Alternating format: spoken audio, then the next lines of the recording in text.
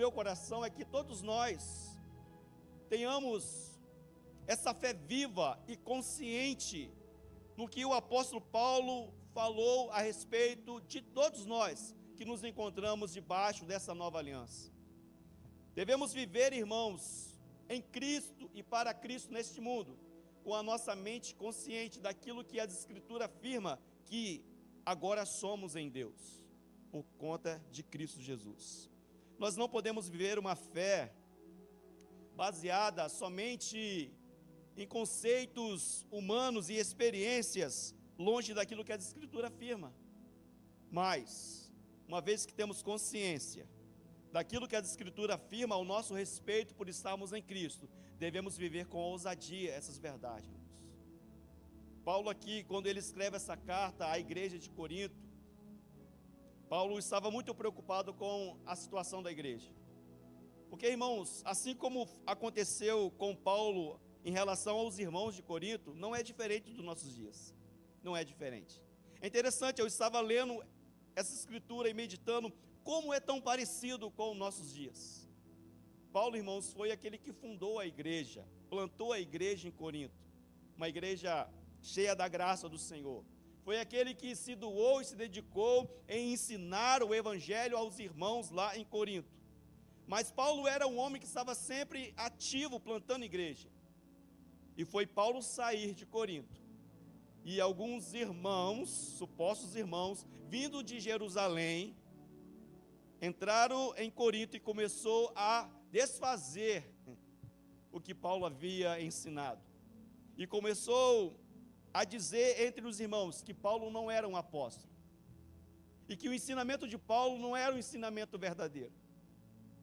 É interessante que Paulo é aquele que plantou a igreja, mas outros vieram depois, que não derramaram uma gota de suor pela obra do Senhor, mas eles queriam se apoderar da obra que Paulo havia plantado ali, irmãos. Quantos não fazem assim nos dias de hoje, né? Alguém vai lá, pelo Espírito do Senhor, implanta uma obra, a obra cresce, vem outros com conhecimentos e tantas façanhas, né, acadêmica, e tentam tomar o rebanho para si. Mas Paulo está aqui, irmãos, para defender o seu apostolado. Paulo escreve essa carta primeiramente para defender o seu apostolado diante da acusação daqueles falsos apóstolos.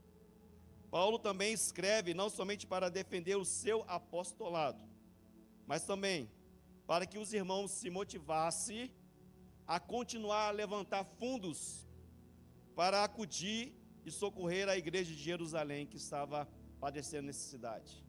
Paulo também escreve para demonstrar que o seu ministério não era um ministério dado por homens. E ele vai fazer a sua defesa nessa carta, e ele começa expondo a sua mensagem. Assim, irmãos, como Paulo e a mensagem do Evangelho foi perseguidos por falsos apóstolos, falsos mestres, assim nós, como a igreja do Senhor, também seremos perseguidos.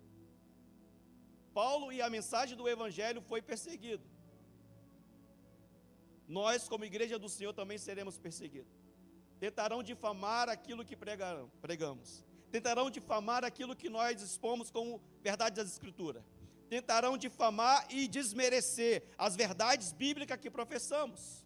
Mas, assim como Paulo também se manteve fiel, nós devemos também, como igreja do Senhor, nos manter fiéis à Escritura, pois nós temos privilégios que eles não têm. Aqueles que acusavam Paulo, eles viviam debaixo da antiga aliança. Eram supostos crentes vindo de Jerusalém, mas que a mentalidade deles estava na antiga aliança. Eles eram judeus, judaizantes, que guardavam a lei, e ensinavam uma mensagem baseada em estar debaixo da lei de Moisés. A lei, que é a aliança que Deus fez com a nação de Israel, no Monte Sinai, tendo Moisés como mediador, e a lei é o ponto central da antiga aliança. E eles então diziam, olha, Paulo não é um apóstolo, e Paulo não prega a antiga aliança, a lei. Eles não falavam antiga aliança, né? Eles não